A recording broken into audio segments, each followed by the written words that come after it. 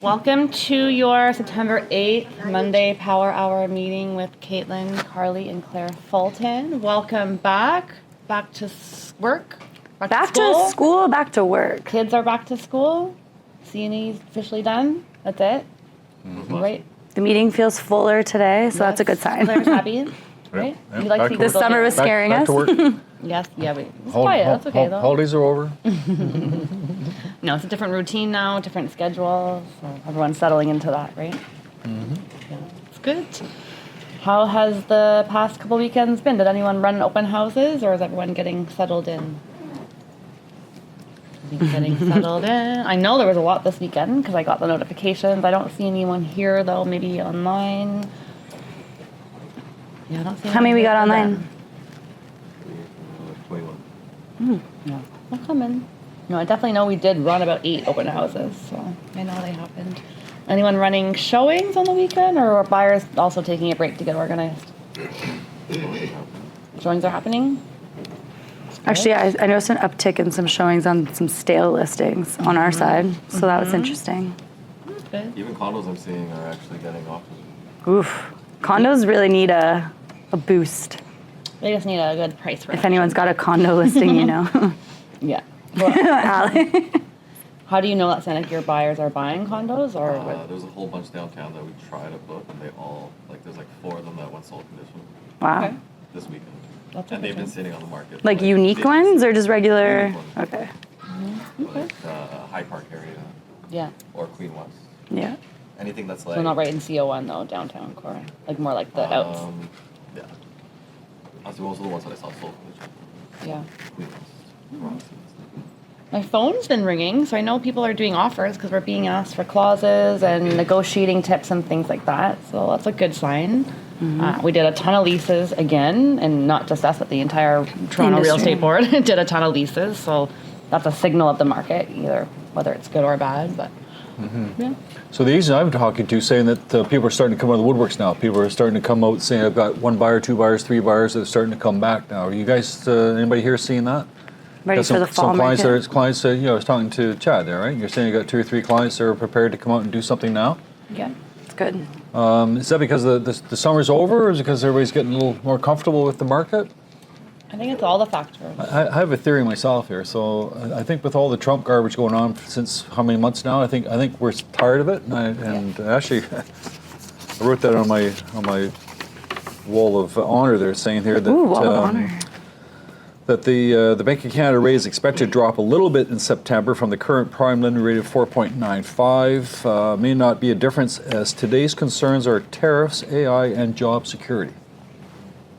And then I read Toronto Star came up with the same thing, that the public is getting tired of the Trump, and now they're past it. Now they're started talking about other things. Yeah. So I think that I think that the distraction's gone now, and I believe that people are starting to get on track. There are people that are concerned about jobs, I suppose. You guys hearing that? People, any of your clients losing jobs, concerned about jobs? Is that that's the bigger thing? I'm saying yes. But those people that are working are doing fine, right? Yeah, I'm reading a lot on Reddit. The job market's really not great right now for young professionals. Do we know what industries or all of them? All industries I'm reading. So it's anyone fresh out of college, university, even high school, people looking for summer employment. I read one person applied to 400 jobs and got only 3 interviews, and still they're just not getting employment. So I think your mid workers, your professionals might be a little bit more secure. They're moving around laterally, maybe moving companies, but your young people getting into the market are struggling. And they were the ones that we all thought were going to be buying our small condos right now, and that's not going to happen if they can't get employment. So I'm reading a lot of stress online from younger people trying to get their lives going. That's what I'm reading. Yeah. So We'll just jump right into stats. And we'll go to stats itself. Okay, so let's just recall what happened in August, or let's just talk a little bit about our friends here. Just put it behind us at iPro Business. So the same thing. sure. Is that behind us now or no?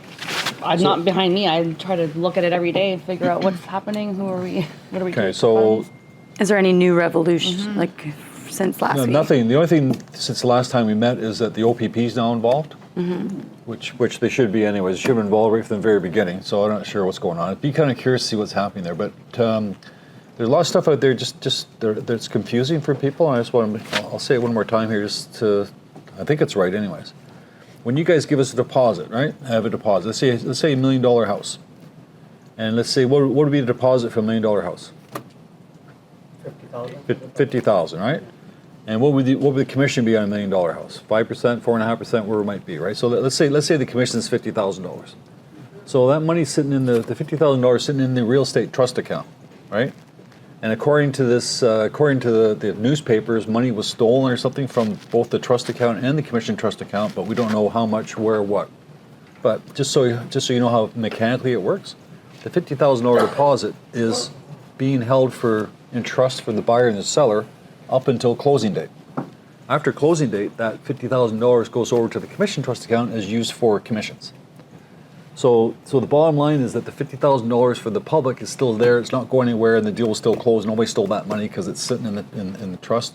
Even if it was stolen, it's not the buyer's seller's money anyways, because as soon as it closes, it goes over to commission trust anyway. So it's not the public's money.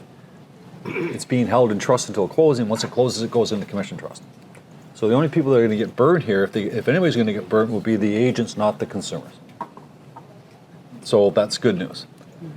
Bad news for real estate agents, good news for real estate business, because the consumer should be confident that the money's being held in trust and it's still going to be there. So that's my thing on. I was reading one of those Facebook groups, and there's a high up woman that used to work at RECO, and she was telling the agents to not waste too much time trying to fight for their commission, because it's actually going to be a really low chance that they're going to get a lot of it. Like someone said a couple of years back, another brokerage had $88,000 in commission, he only got $3,600 back. Right. So the girls don't just go back to work. Like don't stop working and focus on this. Stop going to RECO. Like nothing's happening. Yeah, I think a lot of people protest in front of RECO, but RECO's not writing the check. It's the insurance company they used to go to. It's the insurance company now, so. Yeah. You know, but anyways, It's really unfortunate. it's curious to see what's going out there. It's no reflection on the real estate business. It's a reflection on these guys here who did something illegal. Yep. So who knows why? We'll find out later on why. So last month, the month was okay. We had sales themselves were difference in the changes were not much, 2.3%. New listings were up 9.4%. Active listings were up 24%. Average price is minus 5.2%. So this is the first time all year that the average price dropped. It started at $1,041,000 in January.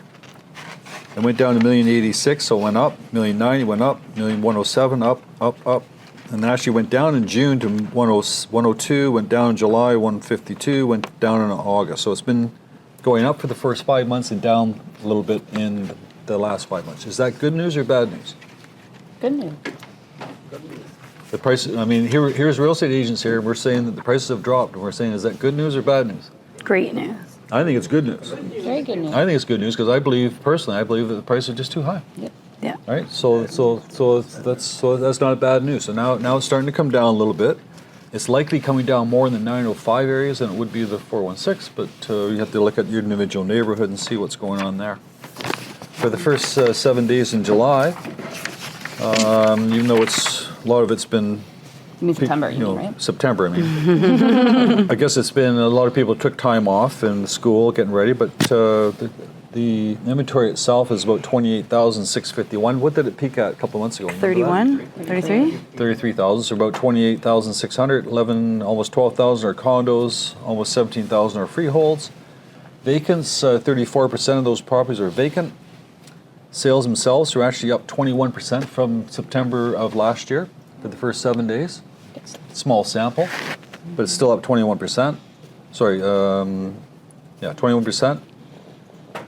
Freeholds from the first 7 days of September last year versus first 7 days this year. Freeholds this year are up 17% from last year. Condominiums are up 30% from last year. So even though we're saying that the condominium market's this and I think the market's turning around, and I'll explain why myself. Sales over 101%, about 17%. This doesn't seem right, but anyway, 17% of all properties sold for over asking. If I break it down, it can't be right. It's 20% is freeholds went for asking, probably 20% of condos went for asking. I have a different number here, I don't believe it. So.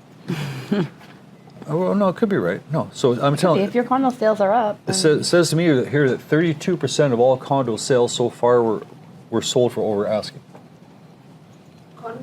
condominiums.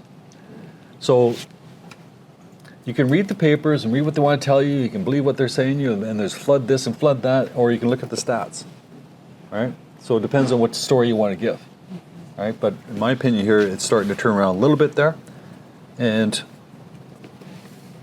that's why.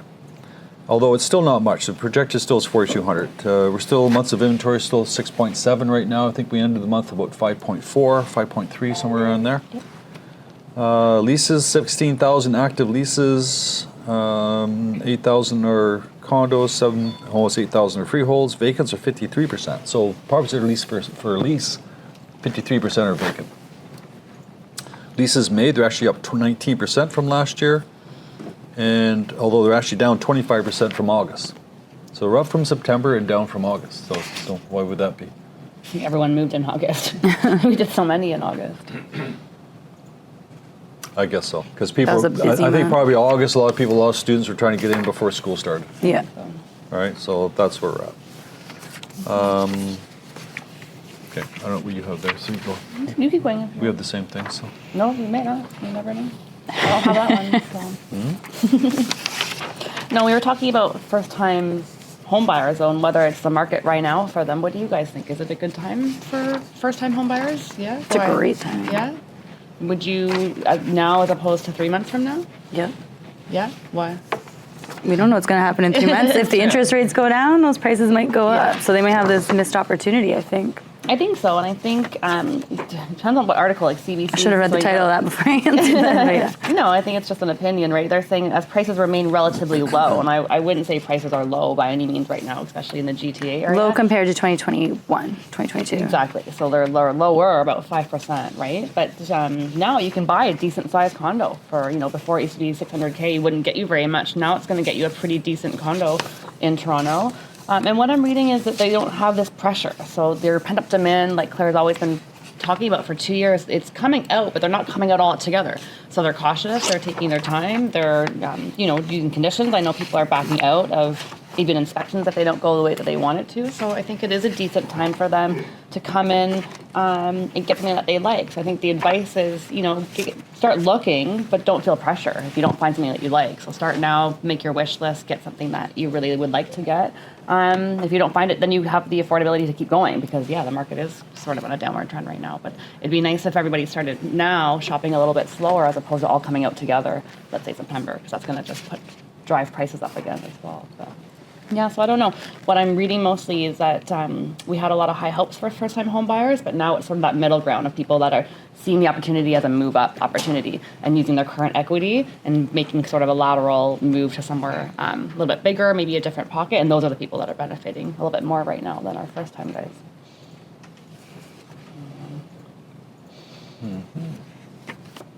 Still, Canada's on track. This is a funny headline. Canada on track to build far fewer homes than needed to meet the housing gap. So we've always known that we're sort of not adhering to what we need for projections to meet the housing gap. And I think that's why they're saying now is a good opportunity for buyers to get into the market now because all that pent-up supply is going to come to fruition sort of 2027.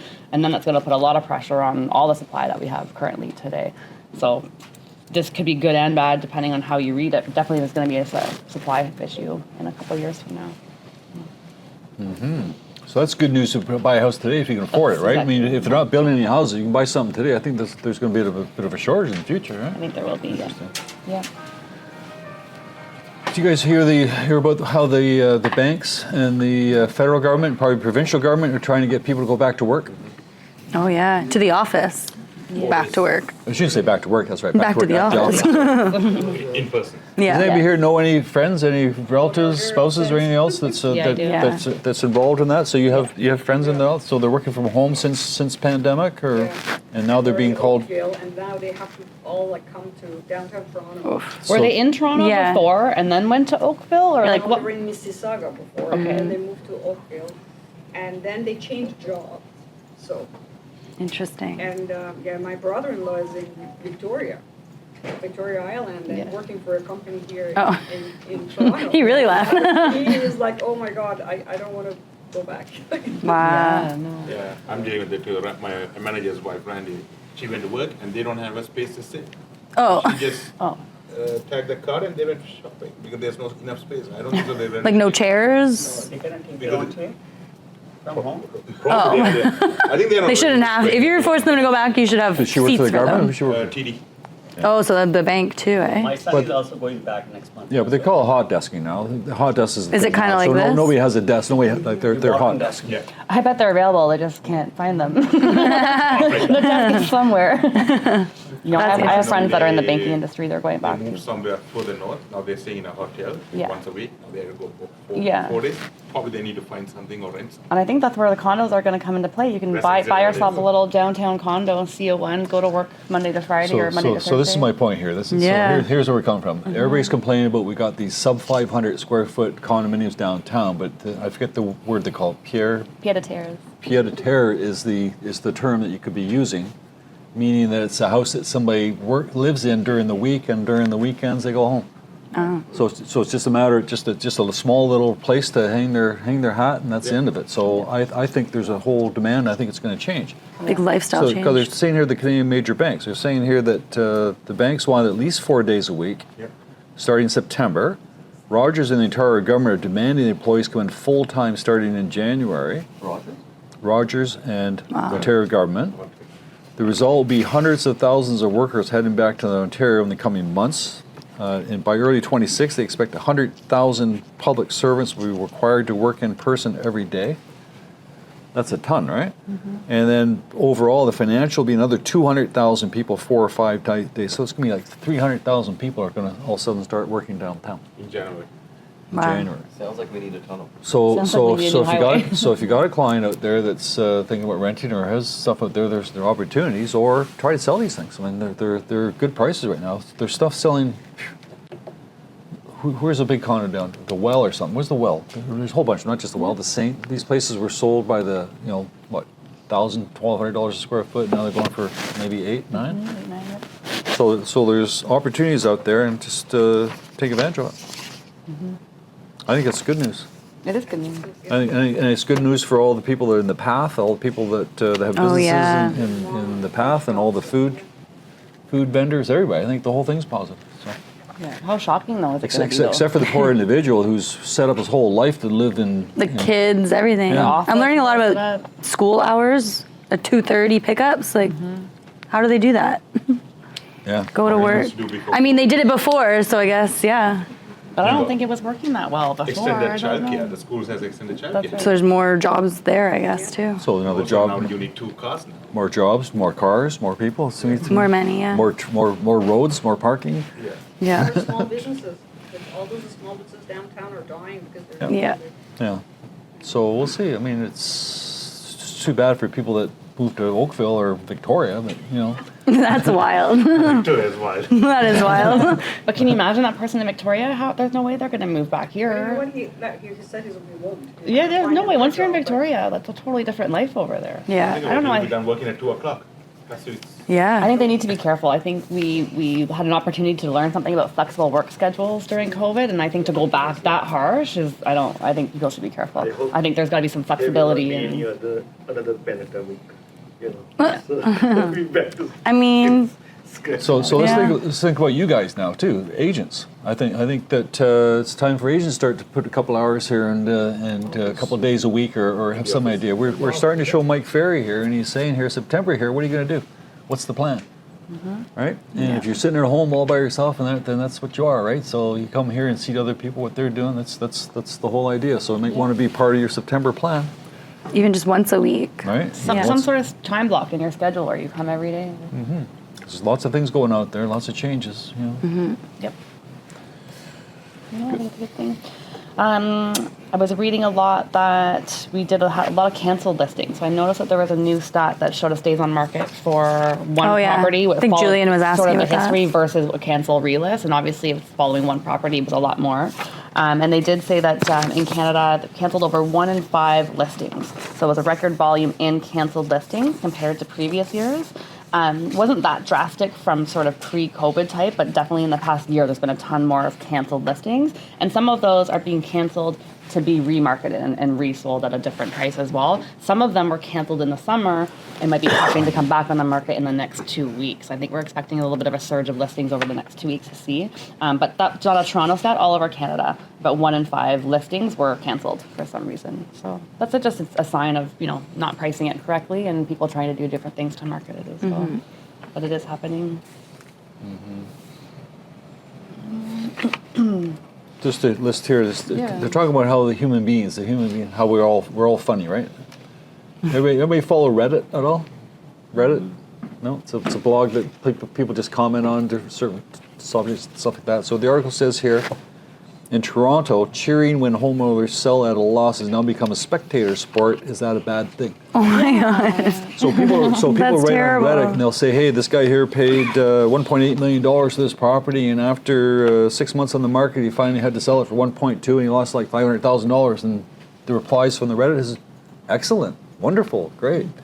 So people love when people suffer. I don't know why that is, right? It's like a human nature. That's why People love when people it's human go nature through that- negative It's a things. little bit why our market's struggling right now, because you've got these buyers who are looking They for wanna, like, blood. punish They the want these people sellers. to suffer, and you've got sellers who are actually suffering because of bad choices or life things. Oh, just And- bad timing. Yeah, just bad timing, and that's actually not a good attitude to make a deal come together, But, yeah, and it's a. So again, as an agent, you want to look at these things, and you should maybe look at Reddit once in a while, because sometimes guys will write in there saying, "Hey, I want to sell my house. You got any ideas? You know, any good agents?" Like it's a funny little thing there that. Oh yeah, people ask for investment advice. Hey, I'm trying to sell my parents' house. What do you think I should sell it for? What commission do you think I should pay? And they're fully open. It's all there on Reddit, and you have to be careful because you can't sell or solicit, but people do. You can if they don't have someone. Well, you don't want to on Reddit because you get shunned for doing that kind of stuff. So you have to be careful on a Reddit type thread. But it's out there. By the Got way, it. as an agent yourselves, there's no benefit for you giving any political comments about anything. Fair. That's true. There's no advantage to say I support this or I don't support that. There's no advantage. All you're going to do is get the haters out there, and you're going to be sorry. So just stay out of that lane altogether. Just avoid it. You don't get stirred up. Yeah. No. So we know a lot of parents are helping their kids get into the market either by co-signing their mortgage or gifting them some money. And so just sort of a reminder, I guess, to people, if you've got clients that are helping out their clients, be careful with co-signing the mortgage. So if you have 4 people on one mortgage, they don't each have 25% accountability. They all have 100% accountability for the entire mortgage. So just be careful when they're doing that. Puts them in a big, huge liability later if the relationship gets tarnished or something happens. So the advice from most mortgage brokers, and Fran can, if you agree, is to gift them the money or have some sort of gift letter or some sort of plan that they're going to pay you back. Don't just co-sign the mortgage for them based on your income, because if your relationship does go south somewhere or something happens, you're still responsible 100% for the entire mortgage. So there's a whole bunch of stories where mom signed on behalf of her child, their relationship got ruined, and mom's still 100% responsible. And when it comes to renewal time, you only need one signature to renew that mortgage. Even if the 3 parties didn't agree or the one other party didn't agree, you only need one signature to renew that mortgage. So With all the people on it? With every single person. that's If one crazy. person signs a renewal, you are all tied for the next term, the next 5 years, and that keeps going and going. So be very careful if you're helping friends or family or children, or if you have clients that are in that situation, that you want to have the money sort of separate, not where you're co-signing the actual mortgage and you're liable for the whole thing. There's so many people. Are you seeing that, Bren? And do they? So many people like that. Yeah, and are they shocked when it comes to renewal time, or if something happens? And it's quite difficult to get your name removed off of a mortgage. More as than well. anything, the parents co-sign and the Yeah. kids end up going in a different direction. Oh, like if it's a husband, wife, or Yeah. something. The couples, and they end up in carrying the mortgage. Yeah, Wow. Equally impact everyone's credit. that's right. Are people putting the parents on there because they need their income for the qualification? Just to repeat for those at home, that Brand said there that the mother co-signs for their daughter and their husband, and then the husband and daughter split up, can't pay the mortgage. Guess who's stuck with the mortgage? The mother. Yeah. Yeah. So you're trying to the other protect problem the I've seen in the parents. past, I mean, you probably have too. Some people will co-sign for somebody 10 years ago or something, and then they decide they want to buy their own place, and they realize they're on the hook for the other one there, and they have to include that payment as part of their DDS. They don't qualify. So there's another issue there too. Yeah. So suggesting taking out a home equity line of credit, gifting money, or just provide a lump sum of cash. Just don't co-sign the actual mortgage itself. Just help them with the funds to be able to facilitate that and have an agreement around the repayment of that as well. Just need to be careful about. I didn't check for August, but we've got, as of July, we've got 70,580 agents on the real estate board, Toronto Real Estate Board. Just so you know, back in 22, let's pick a time. Back in March 22, is anybody familiar with that date? February 22 was the peak of the market. Yep. All right. So March would have been the month after the peak. That particular month, we had 739 new members join the real estate board. It looked so fun, didn't it, at that time? And then July, so it went from 739 in March 22, and July it went to 274. Yeah. That goes pretty Not so well fun with anymore. what we're seeing. And as far as the total number, I'm pretty sure it peaked out at 74,000 peaked out, and now it's 70,000. So this is as of July. I think after August, after people had to pay their insurance, I think we'll lose a bunch there too. So It will go up again, yes, sir. it'll go down first. So All the youngsters, they're not getting jobs, yes, sir, huh? oh, Getting the do license. you think so? No, I don't think so. No, I think people realize that real estate's a tough job. So And it's quite expensive to do the courses and get your license, do your, once they realize the total upfront costs. And they don't find anything, yes, sir. And well, even just to maintain their what I'm license saying, every yeah, year, yeah, a couple $1,000 bucks. I'm doing my RECO update course right now. Have I done that? It's crazy, right? So they make me do the 2023 RECO update, and then you also have to do the TRREB update, both. Yeah. Yeah. I did that. Somebody should get rid of RECO. Anyways, but it's so complicated, right? Do you guys pay attention to it? It's so complicated. Like, can you guys explain to me without? I expect you to talk to Nelson or myself, Carly, but can anybody explain to me the difference between designated rep and rep? That was crazy. I'm sorry. Not our brokerage. Right? Eh? And a designated rep and as a multi-representation with a designated rep as the co-op and the broker rep is the buying agent or the listing agent, and then it's a in-office deal. It just gets so complicated. Holy smokes! So make sure you talk to us because it gets so complicated, right? Yeah. I forgot about that. I feel like it was a big deal at the beginning, and now no one talks about it now. We got used to it. And then we haven't got multiple offers, but when multiple offers come back into town, there's specific things you have to do in multiple offers. You have to actually write somebody an email or a form saying multiple offers and you're number 2 and you're number 3. So there's very specific things, right? Mm-hmm. And then the auction. Remember the auction? Everybody said now we can do an auction. Has anybody seen an auction yet? No. I saw they sent an email not too long ago to reintroduce us to the offers. I don't know if that was to get us going on it, but anyway, so it's a good course to learn all these courses here, but so many things you guys have to learn. Mm-hmm. So anyway. I like this one. It was a little bit about negotiating. I think that's a big skill that we need right now. You just mentioned we don't really get multiple offers anymore. So you may have a listing and you may only get one offer. And I was talking to an agent the other day, a legacy agent who's been around for a long time. He said, back in the day when we were in a market like this, we would get one offer and we would fly to that house and get that offer done. We wouldn't try to stir it up or call everybody else. You would just focus on that one offer and make it happen. Now, our generation came in, we started multiple offers and bids, and now we train to make sure you call every single person that's shown the property and make sure there's nothing else out there.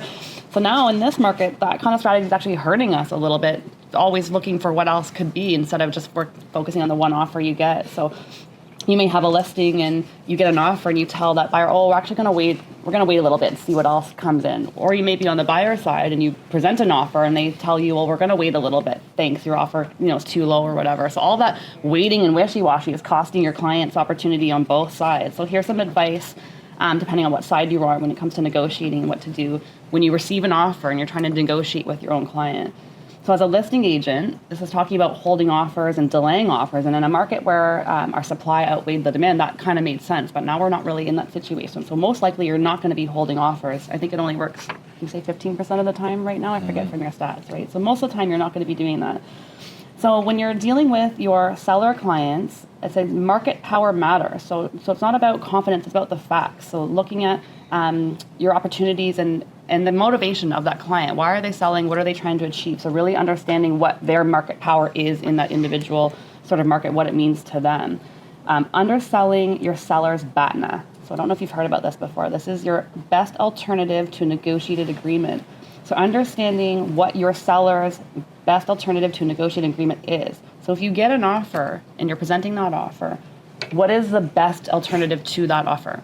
So if you have future showings coming up, or if you've got someone else also saying they want to give an offer, is that an opportunity, or is this your only alternative right now in front of you? And you've got to understand your seller's BATNA in order to relay that to them as well. Because it's not likely that a better offer is ever going to come. Does that ever happen? I've got a showing, wait for me, I'm Very giving an rare. offer. How often does that person actually come? Sometimes they In my do, but it's experience, lower. Very low. Very Yeah. often that person that's all hyped in the wait for me is never comes, right? So that's not a good alternative. Your sort of opportunity is right in front of you. And if you do ask buyers to wait, you have to build transparency. So I've seen this situation in an estate sale where someone wants 24 hours irrevocable, let's say.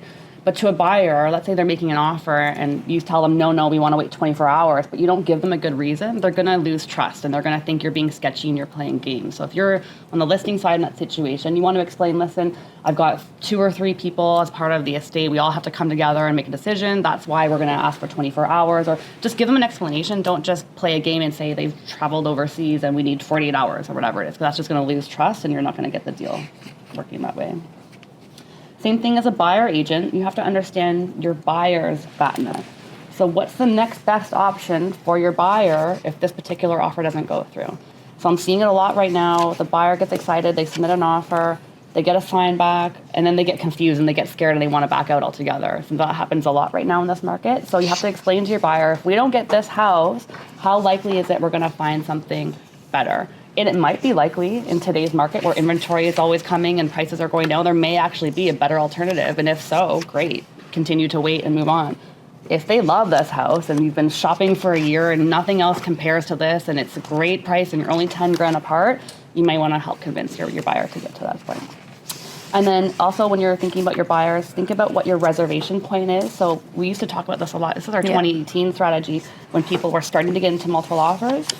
What is the point that you're willing to give it up at? So what's your sort of break-even final point where you start to get emotional about it? So have that conversation with your buyer. Is it $1 million? Is it $1,020,000? What's the point where you're willing to give it up and move on to the next one? That will help you when you're in signing back and negotiating. When you get to that point, you can say, hey, we're at our reservation point now. Now is the time where we back out and maybe have another alternative. And then also just with both sides, just being calm, calling out processes very calmly. If your clients get mad that they think someone's playing games, you have to explain to them what normal practices are in real estate. So when you're thinking about 24-hour irrevocable, you can explain that is a normal process for an estate sale, but just explain calmly what the process is. Don't let either side get caught up, and you yourself don't get caught up in that emotion either, because they'll play into that energy as well, and it's not going to help you get the deal together. So I think negotiating is a really big deal right now, Katelyn. You're probably going to talk a lot about it in your back to school stuff as well. I know you've got a lot of training, but now is an interesting time to be able to have your negotiating skills on point on both sides, with your own clients, with the other agents. It's definitely a skills type market It's now. very much It's a not, science. Not like it used to be when you had a listing and the 10 offers came in and you picked the highest one. Like everything's a negotiating tactic right now. Yep. And I think that's why we're kind of bringing you guys back to the Mike Ferry stuff recently. We just watched the Mike Ferry today. And they talk all about scripts and negotiations and stuff like that. So if you guys are finding that you're lacking in some of those skills, I would go back to the old school guys, YouTube videos, stuff like that, to read a little bit more about negotiation, because it is a science. It's not, some agents are lazy with it, and you can tell which agents are inexperienced. And then you can tell which agents are experienced with offers because of the way that they try to get a deal together. And that just takes time and skill as well. But yeah. And when we say script, it's not about like manipulating the person and saying something to like trick them. It's about like human motivations and understanding human nature and helping them. They've hired you to help them put a deal together. So it's not about manipulating people and using fancy words to like trick them into something that just to get the deal done for your commission. It's really helping the two human sides come together. Like sometimes other understanding. agents need your professional leadership to help them too, because in our industry, not everyone has the same type of leadership skills as you do. So we're often helping the other agent as well. yeah. So those that have not been through any professional training like Mike Ferry or whatever else, just so you know, one of the things that they try to do for scripts, it's not really a script, they're going to say to you, your client's going to ask you a question. Your client's going to say to you, what's your commission? Do they say that? Yep. So the training is, what's your answer? And you don't want to wait to answer that when you're in front of a live client. And it's not like you go to your meeting and you're not expecting that question. The question's going to come. So the question The questions are always the question same. is, what's your answer? That's right. Right? They're Yeah. going to say, well, I have another friend said he's going to do it for 1%. Does anybody say that? Yep. What's your answer? And you can't just say, great. You know what I mean? Awesome. So- Okay, no problem. So somebody says, I'm not going to give you a 60-day list. I'll give you 2 weeks to list it. Anybody heard that one? Yeah. So what's your answer? So this is the whole purpose of going to training, the whole purpose of Mike Ferry, the whole purpose of Rich Robbins, to find out what are the words that are going to work for you to be able to overcome that, right? Yeah. Some of our agents, Shiv's not here, but Shiv's always, he's got a great one here. And you learn this by doing the courses. It's not like he probably, I don't know, maybe he made it up, but maybe he got it somewhere else. But I've never had a client that's not been satisfied with the commission I've charged. When you want to meet, 5 o'clock or 6 o'clock? Well, Mike Ferry's script's also no. Well, you reduce your commission, he just says say no, pause, and smile. And then that's the script. And I learned that So and very early. that's at the table. That's at the table. That's at the table. This is- Okay, this so is- so This is so- before the so table. it's a process. Okay, so you're not going to discuss anything over the phone. You want to get face to face and have these conversations. What's your commission? So it's 1%. That's great. I've never had a client that's not been happy with the commission I've charged. When you want to meet, right? We'll talk, or it's the first thing we'll discuss when we sit And together. if you don't like that script, give me another script. I never lost a listing on commission myself. I've never had a client not list with me because of the commission. I mean, that's a lie for most. But for some, But it's that's a not. great script. Say lots. You can get more elaborate. I mean, lots of people. Sure, lots of people could discount commissions. I mean, if you really want to save commission there, I suggest that you probably put an ad in the Toronto Star for $50 and advertise it yourself. Yeah.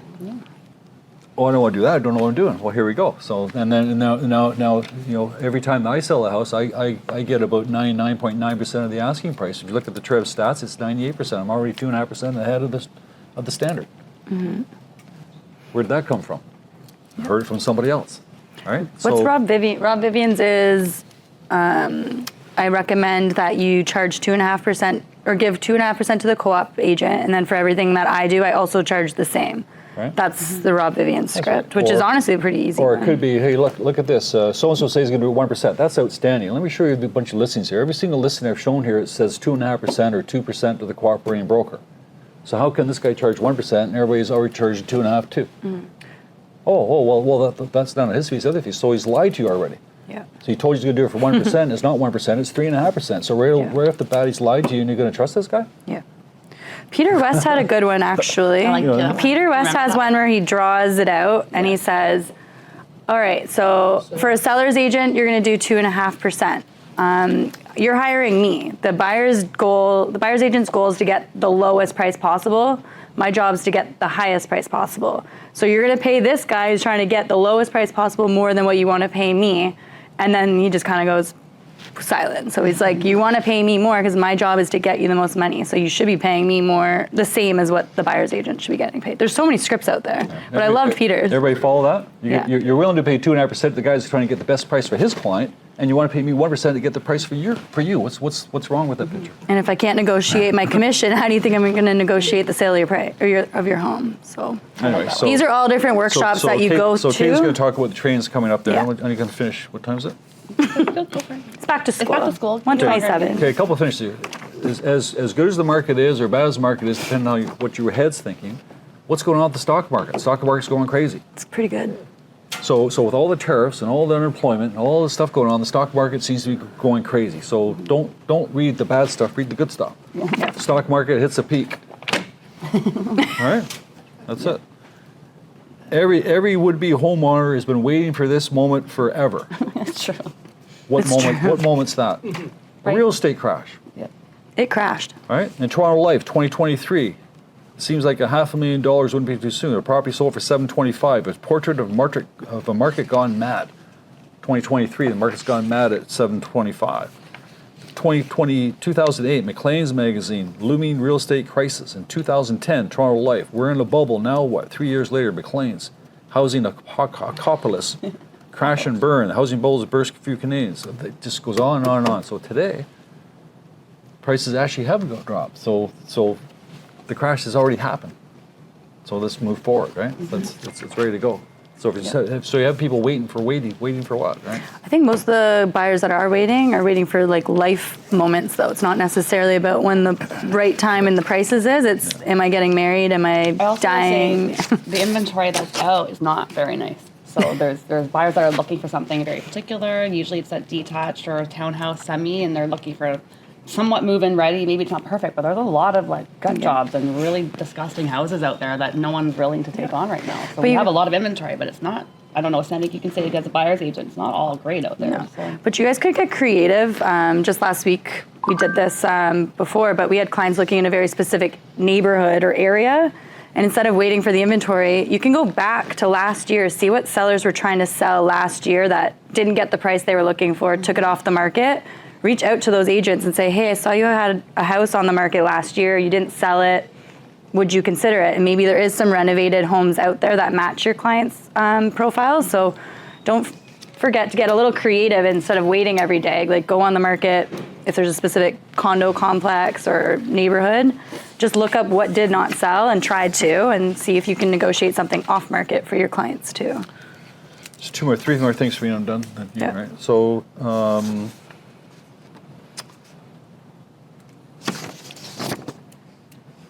what was I going to talk about? Okay, that's fine. Did anybody get an invitation to the TRREB milestone dinner? I didn't. Milestone dinner. So who all gets invited for that?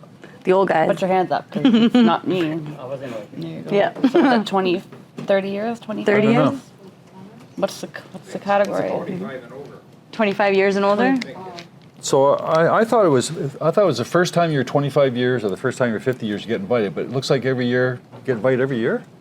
Oh, really? I was invited last year. You can tell how social Claire is. Claire's clearly never been. You just get invited once, right? Elio's been invited a So few how come- times. So you guys got invited for sure? You guys got invited for sure, or you got Elio invited? did too. Yeah, Elio did. Anyways, it's on the 17th if Was your somebody's interested 50th in last doing it. year? Yeah, so I got re-invited this year again. Are you gonna go? Did you go? Last year, no. No. We love our social And agents. then the Toronto Indy, did you guys read that? The Toronto Indy is going to be in Markham. That's actually going to be up the street on Kennedy no Road way. up here.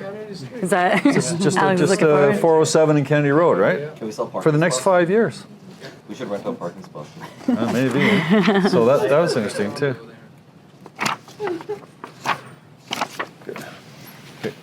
There's a third one, but I'll You remember. go for it. I'm going to do some quick reminders. Since Oh, we're yeah. in That's a the great school. I one. think we're going to do a whole session Yeah. on this, but REM Magazine kind of helped me out a little bit today with the article about paperwork 101. So that was super helpful. So this person was in a deal admin department. He had done deal admin before. This is from perspective of somebody that had done deal admin before. But they're basically like air traffic controllers. So directing people, paperwork, problems, doing your MLS updates. They're basically like a sort of a customer service operator for all different things related to your transaction, right? So all needless to say that they're very busy and they oversee thousands of transactions, especially for our brokerage. We're doing about 200 a month. So it's about 400 agents and thousands of transactions a year. So they're quite busy. So these are some tips to help us help you and help our deal admin department. And by no means are we perfect. So I know we have some challenges as well that we're addressing too, but these are some little tips that will help you in your own business stay organized, but also helps you get your transactions completed properly. So the first one was don't make us chase your paperwork. So the street level, when you do a deal, is you'll do the transaction, you give us a deposit, you give us enough information to update MLS because you know that needs to be done right away. And then for some reason we get other information after. So information related to commissions or lawyers, but we kind of get it after the fact. So it kind of puts a bottleneck in the process because we've got a deal ready to submit, but we only have half the information. So then that deal goes into a sort of a pending file. And then we've got to kind of wait or chase down the paperwork. So And hope they remember to go back. We've got a follow-up process to help you remind you, but it would be awesome. Don't make us chase it. So you guys know exactly what we need to process a deal. Give it all to us without us having to chase for it. That will help sort of streamline the process a little bit as well. And then this is where Katelyn comes in, but create a checklist for yourself. If you need help to remind yourself what you need to submit and when, we have a checklist. Well, that it's always on the lives. transaction report too. It's on the transaction report. It lives behind me here in the office. It is available, but maybe you have your own personal process. I know a lot of teams have their own sort of special process as well, so you might need like a unique process for yourself, but create a checklist and use ours if you need one, but we definitely have one there. phone calls versus emails. I know there's a generational trend between sort of calling and versus emails. And the phone call, for an agent's perspective, I get it, because you're on the road, you want to call, get it out of your brain. Once it's out of your brain, it's in deal admin's hands, you know it's done. The bottleneck for us is we're also processing other things. So in the middle of that phone call, if we didn't write it down and it got lost out of our brain, now we forget and we have no paper trail of what you told us. So that phone call could be, hey, I need to give a 25% referral to this person, or I need to give my stager $1,000, and all that information. If we don't have a paper trail, it can get missed. So we use a transaction report to identify that, but try to use email because we can create a system from there, and that becomes their to-do list versus phone calls. But I do get the phone call is nice, and we'll definitely answer your calls, but it helps us out when it isn't an email. Send everything in one email. So when I used to do deal admin, this was only like 2016. We were still using fax machines. I remember, oh yeah. It was all in one package. I remember covering for Nadine for a couple an weeks. agent would do a deal, and they would have everything, transaction report with the lawyer's information and all your documents, and it'd come through fax or it'd come through us in paper, and it would all be together. So that really helps them complete your entire deal from start to finish. We can invoice a lawyer at the same time, invoice a cooperating broker if we need to, but we can get everything done if all the paperwork is right there in one file. So that helps out a lot, and it helps you because you don't have to remember, did I do that? Did I submit that? I need to send them the lawyer. I only did half of this, so it helps you kind of stay organized as well. If we point out errors, it's not personal, it's just business. So we have a huge compliance part of the deal admin job that we're looking for signatures and FinTrack and making sure everything is compliant. So if we reach out to you saying this is missing or you forgot to put the occupation for FinTrack, it's not us attacking you, it's just because we have a role in compliance to make sure that we're compliant. We do get audited from time to time. So if you get something like that in SkySlope or an email, just remember it's just part of our compliance to ask for it. And this actually, I don't agree with. It says they are not your personal assistants. We actually are pretty service set up here at our brokerage where they can act a little bit like your virtual assistants. We have a whole front desk staff typing your offers and doing your broker loading. And if you do have questions for our girls or need forms, we are there to support you. So I would say this is a little bit different, but they're not your dedicated personal assistants. So they're not going to run your favors and grab your coffee and stuff like that. But they're definitely there to help you get your transactions processed and get you paid on time as well. So I think Katelyn's going to go, we're going to have a whole session, I think. Yeah, I think on because forms the and paperwork's stuff. getting a little relaxed, we might have to do a full session on it. We also are doing a FinTrack session October 1st. A mandatory FinTrack session? You're going to hire that person? Yeah, we did. We did. We did. It's mandatory, right? Yep. We love that. I wish we could. Do you want to do that? No, you go for it. Okay, so we are also, you're gonna see around the offices are back to school. You know, every year I get very excited about this time of year because I think it's, the kids are back to school and I feel like we should treat ourselves like we're also back to school. It's not to say, it's mostly just to kind of organize yourselves again. And a lot of the training that we do in the back to school is very much back to the basics and just reminding you guys, because some of us have been in the business couple years, we've got brand new agents, we've got agents that are doing this 10 years, and I think it's always nice to just kind of be reminded of the little things that we should be doing because we get caught up in the day-to-day business.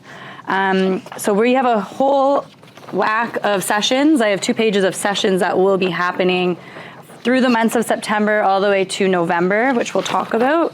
But first, I just want to kind of give some tips because we did a Mike Ferry session this morning, and it actually went along very well with the ones that I prepared too, which was just kind of, now that we're back in September, how can we make sure that you guys have a really good September and a really good end to the year? Because now we are in the fall market. We're in the last haul of 2025, and before you know it, we'll be doing business planning for 2026 very soon as well. So I think it's a good time now that the kids are back in school. This is always a great opportunity just to get back into routine and really perfect or have like a reset button. So it's a great time for you guys to just kind of revisit the fundamentals of the entire business, which is prospecting. So if your business has been slow for the last year, now's a good time to be like, okay, what can I be doing to just get back on track? Prospecting, and who do you want to prospect? Maybe there's some follow-ups and clients that you haven't checked in on as much as you were hoping to this year.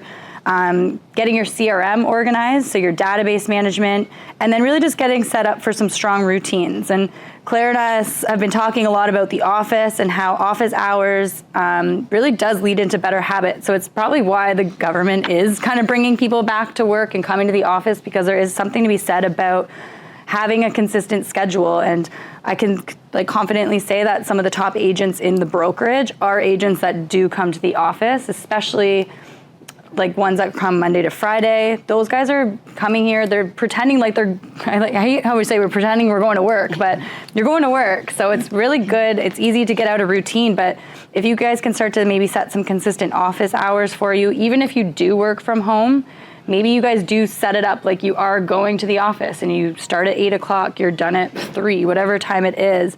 But you should maybe start to sit down, and if you've been having a hard time setting a schedule this year, this is a great time. Your kids are on a schedule, we're back on a schedule as well. Coming into the office just creates that natural accountability and more networking opportunities. So you're gonna be surrounded by other agents in the office. It's nice, like we love to be around you guys and hearing like what offers you guys are in, what conversations are happening. You guys are always talking. I'll see agents like Sanic will be pacing the office. You get to hear it. So especially if you're a brand new agent, being at home isn't going to help you. I think being in the office really does help, especially because you've got the management team around, but you're just going to have someone to talk to and just get into a really good routine. Treat real estate like a business. This is not a hobby. This is a be at work during office hours. I think too many of us treat it like it's a hobby. And that's probably why if your business is not doing as well, we're not treating this like an actual job. Learning never stops. So I'm gonna give you guys some opportunities, but I think in September, this is when all the real estate coaches come to town. So we talk about Mike Ferry, Richard Robbins, Rob Vivian. These guys all come to town to offer free events to sell you, obviously, like their conference that's coming up in November, but take advantage of these times because the market's changing all the time, and the training is really how you're gonna stay sharp. So if you guys are like, oh yeah, I've been to Richard Robbins before, don't need to do it again, go back and like, did you do any of the stuff that you learned at those conferences? And if not, maybe go back to them and remind yourself of a few different things. We talked about skill building sessions. These guys are all doing market updates, workshops, sales skills. So if you are struggling with something in your business, maybe look up a coach or even ask me what coach would align with the goals that you have. Because if you're gonna say, I don't know scripts, I'll be like, okay, Mike Ferry's got a session coming up. That's a guy that you should pay some money to go do some training with. So really invest yourself into doing some training opportunities right now. Create structure. So again, kids are back to school with a schedule. So this is obviously time for you too. So if your kids are doing it, we probably should as well. So we should start maybe blocking time as if you guys had a course. You're doing English, gym, science, whatever.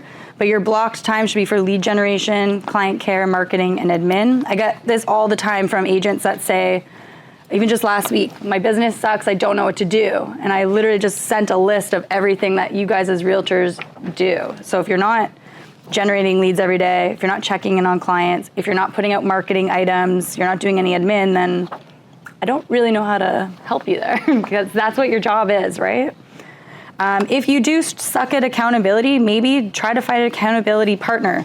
These don't necessarily work out very well. In fact, I find accountability partners can be the opposite because as soon as one person's like, well, I don't feel like doing it today, well, neither are you. So maybe hold yourself accountable, get a coach, hire a coach, role play scripts, compare notes on what's working, hold each other accountable. I think if you don't find that you're accountable, this may be a time in your career where you actually do consider hiring a professional real estate coach. That is their job.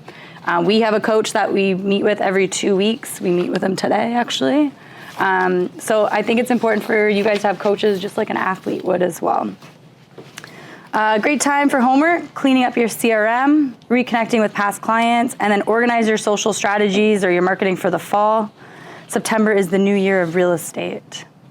Anything else? Did I miss anything on there? These are some good ones, I think. Attendance matters, just like school. Showing up makes a difference. Be present for meetings, trainings, and office events. These are designed to help you guys. So if you are struggling and you don't know what you're doing, hopefully you are attending meetings and training and all of that to kind of keep you guys in the woodworks. Okay, so on the topic of back to school, don't you guys like my logo? I was really proud of this. But anyways, back to school, this is probably, we do this every single year, same time as the kids. I set up a whole training schedule for you guys that starts literally today. But so I just want to give you guys some ideas. I'm going to email this out to you guys too, because there's literally pages, and you guys can select which ones you want to attend. But for the month of September, or every Monday, you're always going to have a sales meeting. Before the meeting, I think we're going to get rid of the Sirhant training. I didn't love Sirhant, but I actually did like what the Mike Ferry stuff was today. I just wish they didn't wear suits and looked like they were in a old man's office. I'm sorry. But they do have really good content. So I think we might go back to some Mike Ferry stuff on Mondays.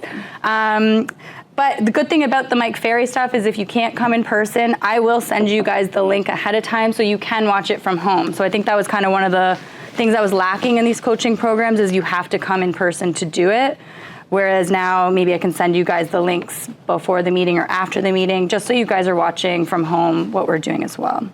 I think you wanted to say something about Mike Ferry. Yeah, so Mike Ferry, just so you know, he's an old guy. But you know what? He's got some good stuff. Old guys put socks and shoes on the same way as new guys. Yeah. What Mike Ferry teaches is words and objection handling and how to deal with the client. He doesn't talk about marketing, doesn't talk about social media, doesn't talk about lead gen, doesn't any of this. He talks about how you deal with that, you and the client. Yeah. How to overcome objections, how to sell yourself, how to make yourself more valuable than the next guy, how to overcome all the objections. This is what they're teaching. Which is what I think we're lacking in today's agents. I think all the other trainers are looking at like, let's do social media, let's take a picture here, do a video there, that's all marketing. That's fine. Yeah. But once you're in front of the client, what are you going to do? Yeah. What are you going to say? I mean, we have listing presentations, for instance, here, and a lot of people don't use listing presentations because they don't practice them. I guess they don't do enough of them. But the whole idea of Mike Ferry is what do you say, what do you do? Yeah. So there's a session I liked him coming up. today. Like even today he was talking about if you get a listing, how to leverage it and like how to get more listings from your listing. And like I thought that was a pretty valuable lesson in itself. So I think because I'm getting so many questions on it from agents saying they don't know what to say, they don't know what to do, I think we do need to head back to the old school ways of Mike Ferry a little bit. If you guys have a coach that's better, please send it to me. I feel like I've seen all of them, and he has the better foundations, I think, for what we're looking for in today's market right now. So on that note, we're gonna be doing that every Monday. He's also gonna be coming to town September 16th to 18th. He's hosting an action workshop in Scarborough. So I think that you guys should attend this. It's $250. Investing in your education is good. Claire sent Paige, Carly, and I all to Mike Ferry events when we first got into the business. So even if you're a brand new agent, I actually do think that everyone should attend at least one Mike Ferry event in your entire career. Has anyone not gone, or who has gone to one, I guess? Yeah, and probably like one of the better, I would say it was probably the most hands-on type of conferences I've been to out of all of them, because they make you read the scripts out loud, they make you stand up, they make you talk. Whereas the other ones, you're just listening to a bunch of people all day and then you leave with great ideas, but it's not really stuff that you may do right away. September 10th, that's this Wednesday, we're gonna have a lawyer come in. Sanic, what's his name again? Vino. Oh, you've got it, I have it here. So he's actually got an interesting presentation on Wednesday. He's gonna be talking about exploring legal remedies. So with a strong focus on how you guys can help your clients offset and recover from any financial setbacks from the loss of their sales or investment. So if you've got some clients that aren't able to sell their property for what they bought it for, or maybe they did some pre-con and they can't close the deal, there's losses there, I think it's gonna be a really good session to kind of help you guys figure out those types of situations on the legal side. So that's gonna be in person and online. Varan's got an event. He's going to be our September 18th event next week as well. So same time as Mike Ferry. Mike Ferry's costs money. Varan's is free. So if you guys are not going to Mike Ferry, I do think you should go to a free event. What? With the lunch, too. Free lunch, free attendance. It's in Durham. If you guys have not attended any training at all this year, what's that? Is it full? I can figure it out. Fran will figure it out. Yeah, we'll figure it out. But if you haven't signed up, go to this QR code. You've got Daniel Foch, Sherry Cooper, who I really liked last year. She's an economist, so she'll talk about what's going on in the market. David Greenspan, he's another one of our favorites. He's a speaker and coach, got really good energy. And then you guys will have an opportunity to hang out afterwards, network with each other, talk. So if you have not signed up for any events, please go to this or go to anything. So where's that? Ajax It's at the Convention? Durham Convention Center. It's in Ajax. Which is not the Ajax. Which is not the one you guys are used Don't go to the to. wrong spot. So we do have to put the address. It's 630 Beck Crescent. So I put that on these notes as well. Hopefully people know that because most of you guys are used to going to Richard Robbins and Rob Vivian at the Ajax Convention Center. This one's it's very close. It's very close, but it's the Durham Convention Center. So where's that? Back, where's it? Very similar. It's like next door. Next door. So you drive in the same road almost? It's on the same road. Yeah. Just Same passing, road? Ajax. So if you go to the wrong place, you're only 5 minutes away Yeah, from you're not this place? far. And you can walk in. If you walk in and you don't see any agents, go to another building. But I think that's gonna be a good event. Brand hosted a really good one last year, so I highly recommend that one. Then there's gonna be some of us on September 25th. There's Century 21 Canada is not doing a conference this year, but they're hosting a Blue Jays game. But they're also hosting a mastermind session, which I think is available for people that don't go to the Jays game as well. I think it's like $20. I don't think it's expensive. So if you guys want to come meet some Century 21 Canada agents, that's going to be happening at 1 o'clock on September 25th in Toronto. I think they're going to have some panels and stuff like that. And then whoever bought tickets to the Jays game will go to the Jays game afterwards as well. Then we've got October 1st, we're doing FinTrack training with Brian Hoffman. So he's going to be doing a virtual webinar for us, and that's mostly so we can have a recording that we can send to you guys and make sure that we know that you guys are being trained. I think it should be mandatory. So just a reminder of what you guys aren't filling out on those forms. Like Carly was saying, occupation is a very easily missed one, or even having the wrong postal code, just a very simple thing. So that's going to be a good session. And then Richard Robbins is back in town October 7th, but he's also doing 4 sessions. So I'm gonna send it out. This one's the one in Ajax. Again, free event, so please go to one. Free event, he's doing one in Ferry, Kitchener-Waterloo, and Burlington as well. So if you're closer to those areas, those are some sessions you guys can go to as well. And then starting October 8th, you're gonna be stuck with me for 6 weeks, where I'm gonna do our back to school real training. It's gonna be a little bit different than the Systems for Success training. They're gonna be more condensed a little bit and more practical. But we're gonna be talking about the 5 proven ways to find clients. Then we're gonna do how to win the client. So we're gonna talk about consultations and presentations, scripts, stuff like that. Then we're gonna talk about how to build a referral engine and how to have a smart follow-up system to stay in touch with those clients and how you can do a better job at having a follow-up system with everybody. And then we're gonna have 2 sessions. We're gonna do a buyer experience session, which we're gonna dive into the paperwork as well as like what the whole process looks like from like a bird's eye view. Because I think a lot of people aren't understanding exactly what's happening in the background, to be honest, and like what we're doing with those deposits and what we're doing with the receipts and why we ask for certain things. And then we'll do the same thing with the seller experience and why we do the things we do as well. So you guys have a very jam-packed back to school. You don't have to go to all of them, but I think we should choose a few. That was a lot. And they're virtual? They're gonna be in person and virtual actually. So I'm gonna do them, last year we did all virtual for our back to school with me. This year I'll be in person and online. And I listened to you guys. We don't wanna do mornings. So we're gonna do probably 12 o'clock this year. No one liked the morning sessions, so we'll do 12 p.m. to make it, if it's on your lunch break, if you're working full time, all that stuff. But there's no lack of training. I think you've even got another one there, or is that Mike Ferry's? So just go back to Mike Ferry, although Yeah. it conflicts with one day with Varan here, but in any case, it's $250 US, I believe, right? That's great. Most of these conferences are like $800. So this one's the action workshop. It's 3 days. Larry Kozak's doing it, and it's going to be at 1199 Kennedy Road, which is down here at Kennedy Road between Lawrence and Ellesmere. Is that right? Is it Yeah. Bad Boys or? It's 1199 Kennedy Road. Yeah, Kenny Lawrence. Yeah. I don't know if they've been there. Usually they had it at the convention center at Morningside, right? But now it's down here in Kennedy Road. Yeah. But the action workshop. So you remember the action workshop? Did you do the action one? I've done a few of them. I don't know if I've done that one. Productivity schools. Ooh. Yeah. The productivity school was a really good one. Productivity Actually. school is when you stand up and repeat the script. That was a great action one. workshop, I believe they talk about getting your database and getting your list and actually spending the morning with let's do this, and in the afternoon You get homework. You have to do it, and the next day you come in and see how you did, right? So it's an action workshop. It's not sit there and listen to me talk for half a day. It's actually listen to Larry talk for half a day and then go out and implement.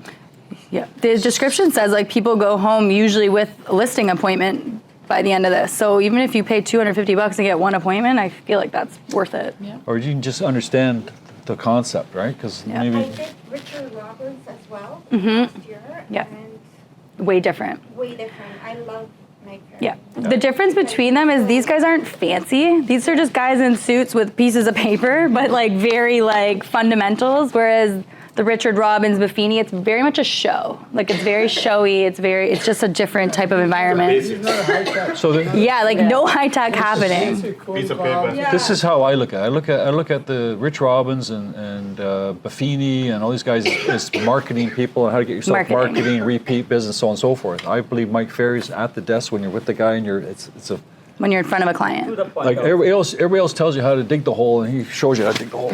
But theirs is like how to find the client. He's what to do when you are in front of the client, which is what I think a lot of agents are struggling with. There's so much information now how to find clients. We all know how to find clients. It's just then when you get it, you don't know what the heck to do. So I think that's why we're gonna have an old school mentality this year. Like some of our top agents, just so you know, our top agents there, 5% commission is normal. Like a 4.5% commission is a commission cut for them. Yep. It's not even a So how is it they can get the 5% where everybody else is trying to struggling to get 2.5%, 3.5%? And these are not high tech people. Okay? They're not doing anything. So it's all words, right? And confidence and skill. Yeah. Cool. I'm excited. Yeah. We've even thought about, for fun, having some of our more experienced agents before the Monday meetings come up here, because we've met a few of them with a good listing presentations that are very basic. Even Kathy Webster said she wouldn't mind talking about like door knocking, stuff like that. So we might even bring in some of our experienced agents to do a few sessions too. Perfect. Cool. Mike Ferry himself is coming. I think it's Larry. I Larry think Mike's Kozak. getting a little old. Mike's over 80 now, so I Yeah. think he's probably working on 80% right now. He's Condo, but he sits at the back. Yeah. Watch. I think his son-in-law is involved now too. There's a bunch. I think it's Larry. It is Larry, yeah. Yeah, it's Larry Kozak in this one. Cool. He does the Canada stuff. So yeah. No, they celebrated him at the Century 21 Awards for his like 50th anniversary or something. Like he's still celebrating. So, so yeah, should be a fun fall. So we got lots of stuff to do, and the market's looking good. Interest rates are going to drop. Yeah. And I will send you guys all of these dates so that you guys can keep track Quarter of them. point. Not for sure. I don't know. Brand says a half. Accommodating to the left. 17th, yeah. Brand's suggesting half a point, or somebody else is suggesting half a point. I'm thinking maybe a quarter point. I think quarter. And I don't think it's going to do anything other than be good for everybody. Just a little PR injection. Unemployment went up, so that's the reason. Fixed rate dropped as well. We're getting 369. So fixed rate drops, so that means the 5-year rates will drop, right? So. Cool. Anyone have any listings they want to talk about before we close down? Just standing and happy. Just happy to be here. Condo listed today? The one you're saying. I'm getting automation or open. Yeah, they call you, they say you are 38 years. 3.7 million. Condo? House. Ooh, that's a good listing. Alex?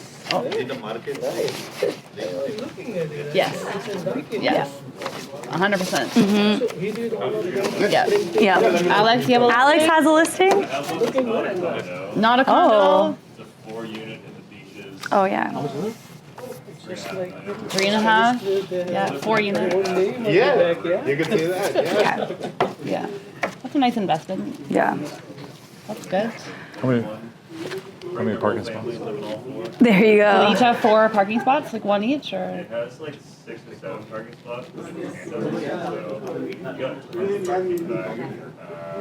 Each unit is at least 1,000 square feet. Wow. Yeah. So they're big units. And it's like 5 houses on the beach. Yeah. That's so crazy. Yeah. That's awesome. Yeah, Jane? I got a triplex on Birchmount and St. Clair. Okay, triplex, Birchmount and St. Clair. 3 bedrooms and one of the 2 bedroom lower floor. This is a 1.28. 128. Yeah, and I got a condo at the Young and Finch. And a condo, Young and Finch. The 1 bedroom and then is just me listed 529. Okay, 520. See, Well, how many square feet? It's 680 square. 680 square feet, 529. It's like one of those quadrat buildings in the town. Yeah. 5 North Town. Good. 5 Norton. With one parking. Yeah, that's good There's pricing. plenty of visitor parking underground. Good. You have something in the back? Listings. One is in the Bowman Mill, 135 Cedar Crest Beach Road. Oh, that's the beach town. Yeah, beach, yeah. Yeah. That's close to the beach, direct access to the beach, 1.37. The lot is 50 by 313, 313, 3-bedroom, 2-washroom, 11 parking spots. Wow. Perfect. And another one listing in Pharmacy and Danford, 33 Wanstead Avenue. It's a 9-year-old house. It has 2-story, 4-bedroom, 4 plus 3 bedrooms, and 5 washrooms. Nice. 5 washrooms? Yeah. For how much? Basement, there is a 2-washroom, 1.5, Yeah. separate entrance, 3-bedroom in the basement. So very close to Victoria Park South. It's a nice Yeah. place. Asking price is 1.325. 135. Good. There's lots of listings, guys. All right. Okay. Okay. Have a good week. Back to work. See you Wednesday. See you Wednesday.